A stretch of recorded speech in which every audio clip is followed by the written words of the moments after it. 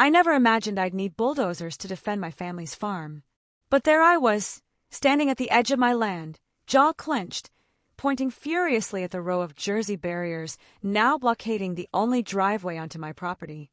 Opposite me stood the smug president of the HOA, dressed like a traffic cone in her bright orange hard hat and safety vest. The barriers cut straight across the boundary between my cornfield and wheat field, an ugly concrete wall planted in defiance. "You should have taken our offer," she said, hugging her clipboard like it was armor, while behind her, a crane maneuvered yet another slab into position. What she didn't know, what none of them knew, was that those demolition machines in the distance weren't just hired muscle. They were mine. I own Miller and Sons Demolition. That entire fleet. It answers to me. Let her enjoy the quiet for now. She'd hear the roar of my response at dawn. For 47 years, I've worked this 120-acre farm, land my grandfather bought with war bonds after returning from World War II. This isn't just acreage. It's our legacy, soaked in decades of sweat and sacrifice. Every row, every fence post, every stone has a story. Then, 3 years ago, everything changed. Whispering Pines Estates broke ground across the road, bringing with it cookie-cutter homes, pristine lawns, and HOA regulations that had no place in real country living. The newcomers wanted charm without the reality, fresh air, but not the scent of livestock, open skies, but no early morning tractor noise. Their so-called crown jewel was a grand entranceway, complete with imported Italian fountains and a guardhouse that edged dangerously close to my land. I raised concerns at the local planning meetings, but they waved me off as just another old-timer stuck in his ways. What they didn't realize was this old-timer also happens to run the biggest demolition company in 3 counties.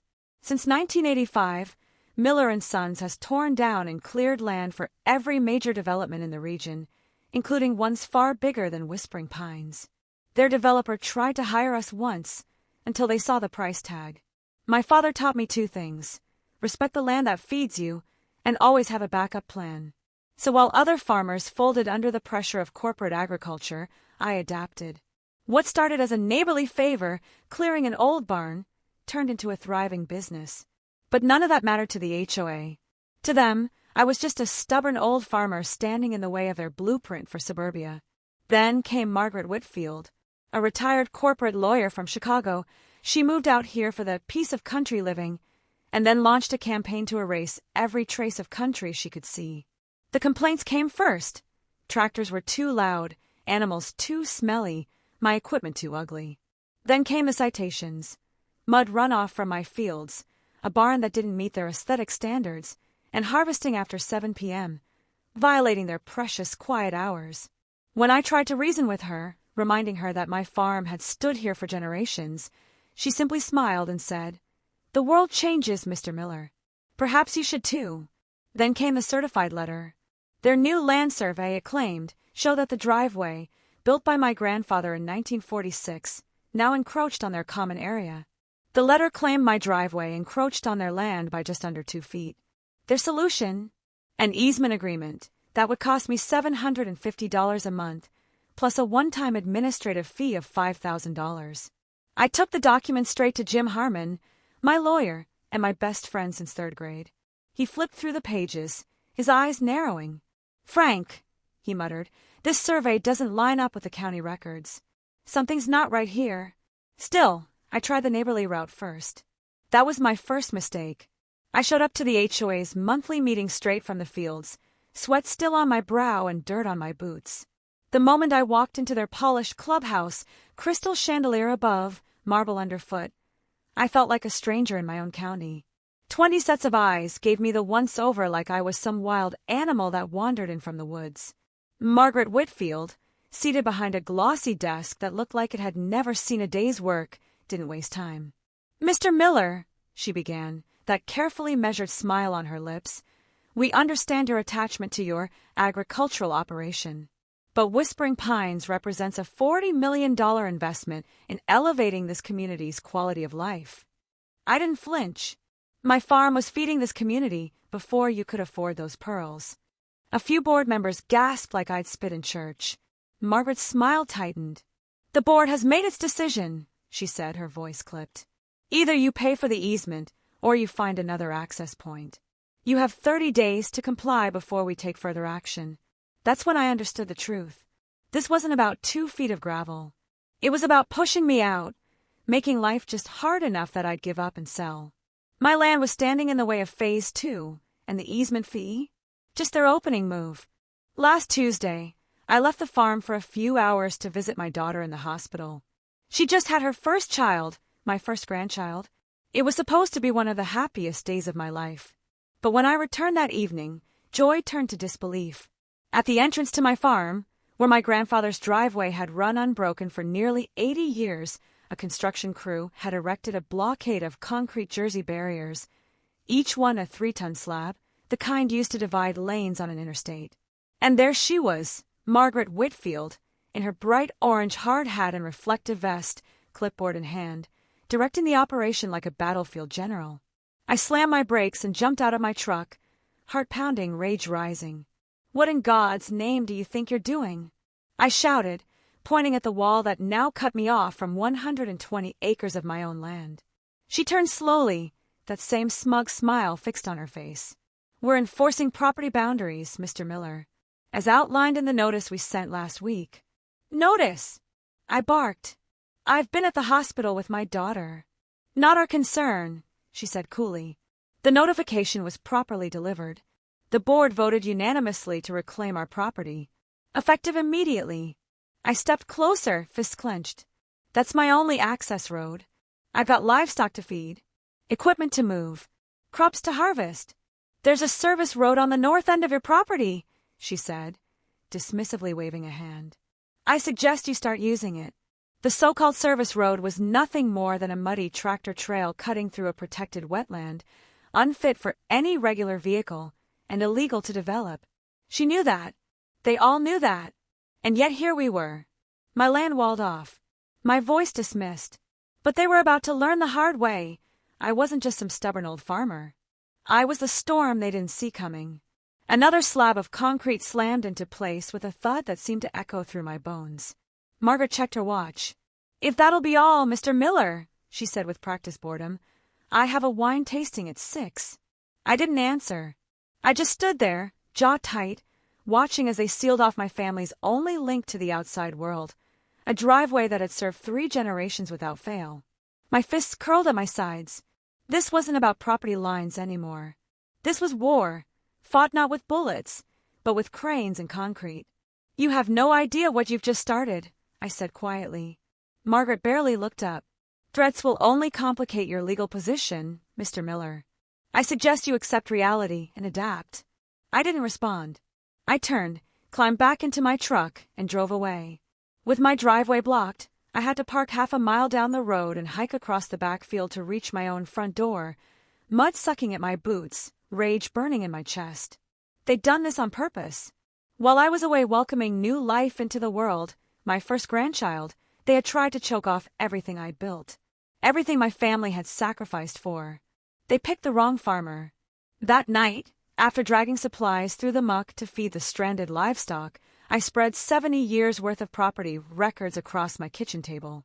My hand still trembled, but my focus was absolute. Original surveys from 1946, county easement records, aerial photos showing my driveway exactly where it had always been, and the knockout punch, environmental filings from 1997 officially designating that so-called alternate access route as federally protected wetland. I wasn't just angry, I was armed with proof. I picked up the phone and called my son Michael. He runs the day-to-day demolition work now, while I tend to the farm. "Hey, Dad," he answered. "Heard you became a grandpa today." "I did," I said, voice steady. "And someone's trying to make sure I never see that grandchild again by cutting off my access to home." I explained the situation. Michael was quiet for a long moment. "How many pieces of equipment do you want?" he asked. "All of them," I said. "Every bulldozer, excavator, dump truck, and every last concrete crusher we own. Bring the rigs from the highway project, too. That's over $2 million in machinery, Dad. And this is over a century of our family's legacy. Be here by 5 a.m. Next, I called Jim Harmon, my lawyer and my oldest friend. I woke him up, but he didn't sound surprised. "Jim, Remember when you said that HOA survey felt fishy? Yeah. I need everything. Every easement, survey, and property record tied to my land in Whispering Pines. And I need you at the house by 6 a.m. sharp. You got it, Frank. After I hung up, I turned toward the fireplace. Above it hung a black and white photo of my grandfather, standing tall beside his first tractor, this very farmhouse in the background. 3 generations had worked the soil. We'd survived droughts, floods, market crashes, and farm crises. No artificial development with imported stone fountains and gated driveways was going to erase that. And no retired attorney playing queen of her manicured kingdom was going to take my land from me. I walked into my bedroom and opened the closet. From the back corner, I pulled out a dusty wooden box. Inside lay my father's old surveyor's transit, the one he'd used to settle a boundary dispute back in the 1970s. He taught me how to use it himself, standing out in these very fields, telling me, "Know your land, son, and don't ever let anyone steal an inch of it. A farmer should always know his land, down to the inch." I spent the next several hours hunched over boundary markers, cross-referencing them with modern satellite images on my laptop. The more I scrutinized, the clearer it became. The HOA survey wasn't just inaccurate, it was intentionally falsified. By 3 a.m., I had compiled irrefutable evidence. Not only was my driveway entirely within my property lines, but the HOA's grand entrance had encroached on my land by several feet. Tomorrow wouldn't just bring bulldozers, it would bring the truth. I didn't sleep that night. Instead, I pored over old photographs showing the entrance to my farm over the decades. In one from 1983, you could clearly make out the original survey markers that had somehow moved in the HOA's new survey.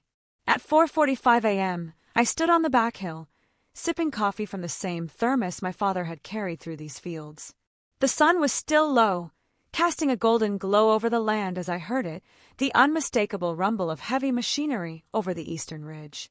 They came into view like a storm on the horizon, a convoy of yellow and black machines, silhouetted against the rising sun. 5 massive bulldozers, 3 excavators, 7 dump trucks, a mobile crane larger than the one they used for the barriers, 2 Jersey barrier crushers, and a fleet of pickup trucks carrying over 30 of my employees. Michael led the convoy in his truck, an American flag flying from the antenna. They assembled along my eastern property line, not with violence, but with an unmistakable presence. A show of force that said, "We are prepared." By 6:30 a.m., the first lights flickered on throughout Whispering Pines. Residents began emerging from their homes, robes and slippers, coffee mugs in hand, staring in stunned disbelief at the wall of heavy machinery lining their community's edge. Jim Harmon arrived in his SUV, loaded with documents. He slapped the papers onto the hood of his vehicle. "Found some interesting things," he said, the corners of his mouth twitching with a hint of satisfaction. "Very interesting things." At precisely 7:15 a.m., Margaret's white Mercedes came speeding down the main boulevard, braking hard when she saw the scene unfolding. She stepped out, still wearing her silk pajamas beneath a hastily thrown-on blazer, her face twisted in shock. "What is the meaning of this?" she demanded, striding toward me, a mix of anger and confusion in her voice. I stood calmly, hands in my pockets, my boots planted firm in the dirt. "Just bringing some equipment to clear a hazardous obstruction on my property, ma'am." Margaret's eyes widened as she took in the scale of the operation, millions of dollars of heavy machinery, all lined up like soldiers at the ready. The morning sun glinted off the yellow metal, and the Miller & Sons demolition logo was proudly displayed on every piece of equipment. You can't just," she stammered, her composure faltering as she frantically glanced between me and the gathering crowd of residents. Michael stepped forward, offering his business card with a polite smile. "Michael Miller, president of Miller & Sons Demolition. We specialize in removing obstacles, concrete, legal or otherwise." Margaret's facade cracked completely. "This is intimidation," she shouted. "I'll call the sheriff." "Please do," Jim replied, adjusting his glasses. "I'd love to show him these property records, especially the part where your decorative entrance is actually trespassing on Miller land." The murmuring from the growing crowd of residents intensified. I could see the confusion and anger on their faces, but it wasn't directed at me. It was aimed at their own leadership. "What's going on?" called out one elderly resident. "You told us this was a simple boundary enforcement." I gave a subtle nod to Michael, who in turn signaled to one of the bulldozer operators. The massive machine roared to life with a thunderous growl. Its engine was a clear message. Playtime was over. By now, at least 50 residents from Whispering Pines had gathered, forming a small crowd at the edge of their community. Margaret's attempts to regain control of the situation were futile. "Return to your homes," she barked. "The board is handling this." I wasn't having it. "Seems like they should hear this," I called out loudly, "since their HOA fees will be paying for the lawsuit I'm filing today." Margaret's face flushed red. She tried to hold on to her calm, but the cracks were starting to show. "You're trespassing with this intimidation tactic," she sputtered. Jim stepped forward with the calm authority of a man who had spent years navigating the law. He introduced himself as my attorney. "Actually, all of this equipment is positioned entirely on Mr. Miller's property," Jim said, his voice cutting through Margaret's panic. "As established by county records and historical surveys dating back to 1946. He handed Margaret a thick folder. "These documents clearly show that this driveway has been in continuous use as the farm's primary access for over 70 years, establishing an easement by prescription." Margaret opened her mouth, but Jim was already on a roll. "Even if it were on your property, which it isn't, our survey," he said, making air quotes, "is fraudulent. The survey markers have been moved approximately 38 inches from their original positions, as documented in county records, and clearly visible in these historical photographs." Murmurs rippled through the crowd. Jim wasn't done. "Furthermore, aerial photography from last year shows that your community's decorative entrance actually encroaches 7 feet onto Mr. Miller's land.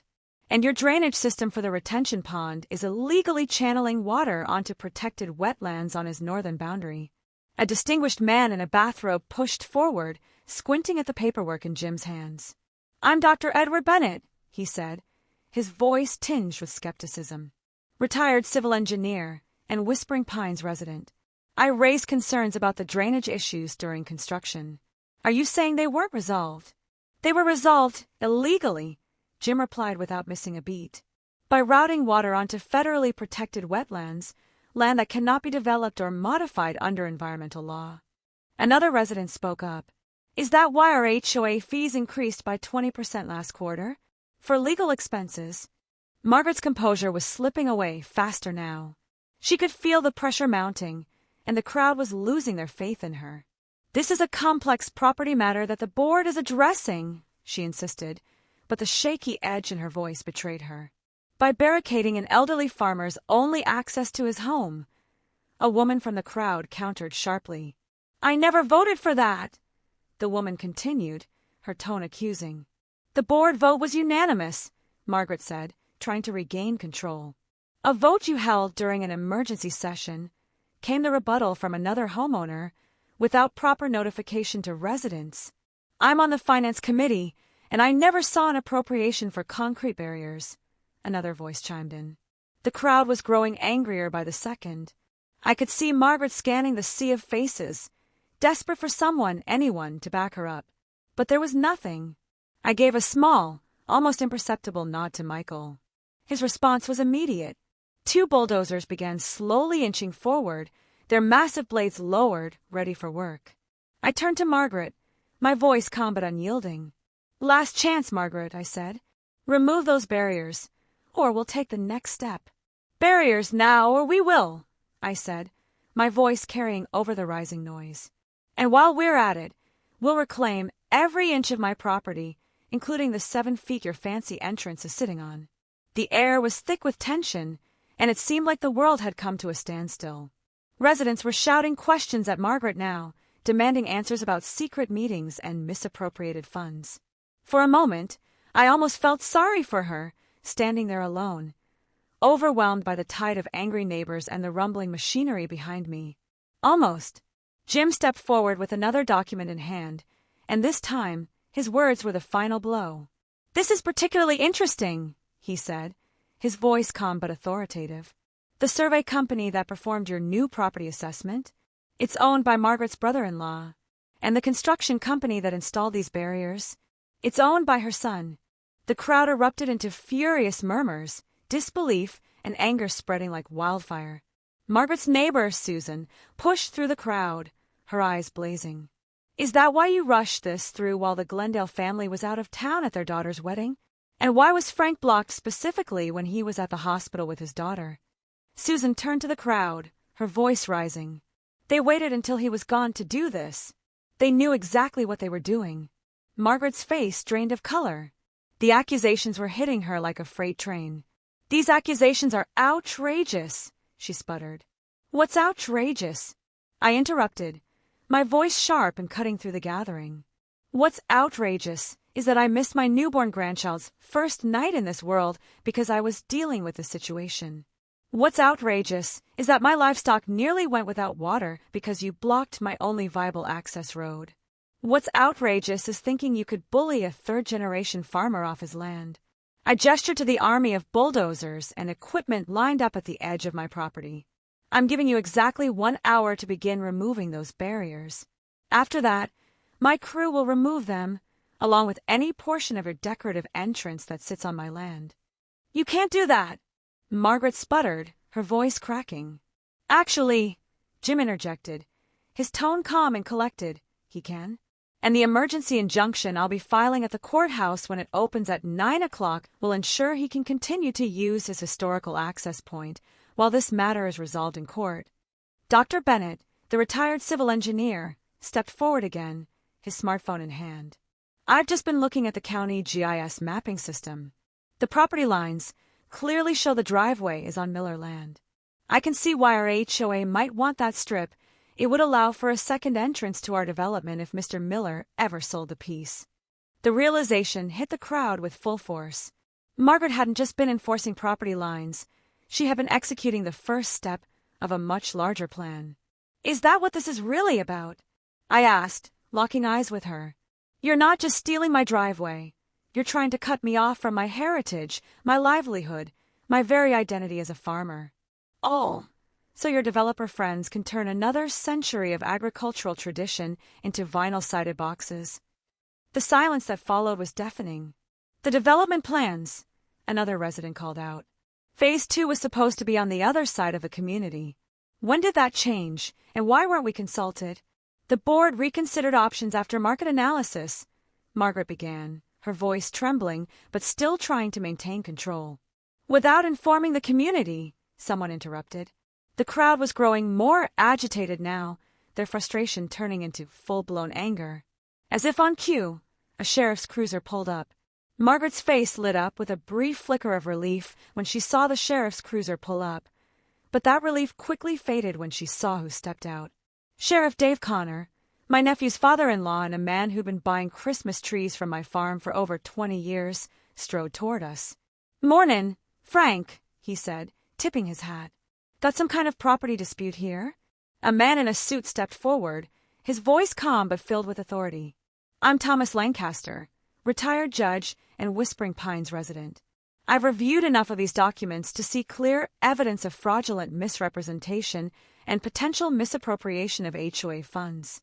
As residents, we demand an emergency community meeting today."